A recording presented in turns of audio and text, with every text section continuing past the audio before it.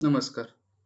आज या व्हिडिओमध्ये आपण पाहणार आहोत, की ऑलरेडी केलेले पर्चेस इन्व्हॉइस असतील त्यांना एडिट कसं करायचं आणि पर्चेस रिटर्न कसे जनरेट करायचे आणि आपण इन्व्हॉइस सिलेक्ट करणार आहोत एडिटिंगसाठी. इन्व्हॉइसवरती क्लिक करून ओपन करणार आहोत. मोअरच्या ऑप्शनवरती क्लिक करून एडिटच्या ऑप्शनवरती जायचं आहे आणि एडिटमध्ये आल्यानंतर सिम्पली आपल्याला प्रॉडक्ट आपण एडिट करू शकतो, बॅच चेंज करू शकतो, पीक क्वांटिटी चेंज करू शकतो. बेसिकली इतर कोणतीही गोष्ट आपल्याला एडिट करायची असेल त्या पद्धतीने करू शकतो आणि सेव्ह करू शकतो. अॅनलायझिंग पर्चेस आयटमचा पॉपअप येईल आणि आपण सिम्पली सेव्ह करू शकता. याच्यानंतर आता आपण पाहणार आहोत की पर्चेस रिटर्न कशा पद्धतीने क्रिएट करायचे. सिम्पली आपण इथं बिल सिलेक्ट करायचे. बिल सिलेक्ट केल्यानंतर कोणत्या बिलमधून आपल्याला रिटर्न जनरेट करायचं त्यावरती क्लिक करायचे. आयटम सिलेक्ट करायचा आहे, जो आयटम आपल्याला रिटर्न करायचा आहे. आयटम सिलेक्शन नंतर आपण सिम्पली मोर वरती क्लिक करून रिटर्नच्या ऑप्शनवरती क्लिक करणार आहोत आणि सिम्पली आपल्याला पर्चेस रिटर्नच्या पेजवरती घेऊन जाईल. इथं आपल्याला सिलेक्ट करायचं आहे एम-आर-पी वाईज आपण रिटर्न करणार आहोत की पी-टी-आर वाईज रिटर्न करणार आहोत. तर तुम्ही क्वांटिटी वगैरे ॲडजस्ट करू शकता. रिटर्न टाईप आपण विथ जी-एस-टी किंवा विदाऊट जी-एस-टी सिलेक्ट करू शकता. इथं आपण पेमेंट मोड सिलेक्ट करू शकतो.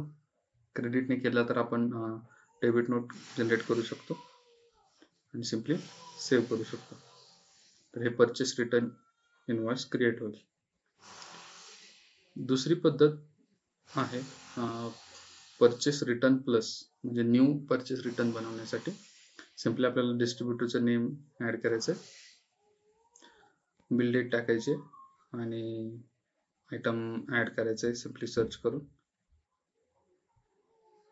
इथं आपण एम-आर-पी और पी-टी-आर वाईज सिलेक्ट करू शकतो, क्वांटिटी सेट करू शकतो आणि ॲड करू शकतो. सिम्पली रिटर्न टाईप आणि पेमेंट मोडचा ऑप्शन आपण पाहू शकता आणि सिम्पली सेव्ह करू शकतो. नवीन पर्चेस रिटर्न इन्व्हॉइस क्रिएट होईल. आता आपण पाहणार आहोत डिस्ट्रीब्युटर वाईज कोणत्याही एखाद्या पर्टिक्युलर डिस्ट्रीब्युटरच्या एक्सपायरिंग आणि नॉन मुव्हिंग आयटमना कसं रिटर्न करायचं. आता सिम्पली आपण इथं डिस्ट्रीब्युटर नेम सर्च करणार आहोत. डिस्ट्रीब्युटरच्या आपण नेमवरती क्लिक केल्यानंतर आपल्याला त्यांची पूर्ण हिस्ट्री पाहायला मिळेल. पर्चेसेसचे रिटर्न, त्यांचं लेजर, हिस्ट्री आणि एक्सपायर्ड आयटमच्या कॉलममध्ये आपल्याला इथं नॉन मुव्हिंग आणि एक्सपायर्डच्या आयटमच्या कॉलममध्ये आपल्याला इथं फक्त डेट रेंज सिलेक्ट करायचे. आयटम कॅटेगरी वाईज सुद्धा आपण हे करू शकता. गोवरती क्लिक केल्यानंतर जे काय आयटम त्या डेट रेंजशी रिलेटेड असतील ते येतील. आपण सिम्पली क्लिक करून क्रिएट रिटर्नवरती क्लिक करून आपण सिम्पली पर्चेस रिटर्न त्या डिस्ट्रीब्युटरसाठी स्पेसिफिक बनवू शकतो. इथं नॉन मुव्हिंग आयटम्सचा पण सेमच प्रोसेस आहे. आपल्याला डेट रेंज सिलेक्ट करायचे आणि आयटम सिलेक्ट करून क्रिएट रिटर्न करायचं आहे. ते आपल्याला इथं पर्चेस रिटर्नच्या पेजवरती घेऊन येईल आणि इथं मग सेम प्रोसेस असेल. रिटर्न टाईप, नंतर पेमेंट मोड, एम-आर-पी, पी-टी-आर कोणत्या मोडने करणार आहे आणि सिम्पली सेव्ह करणार आहोत आपण.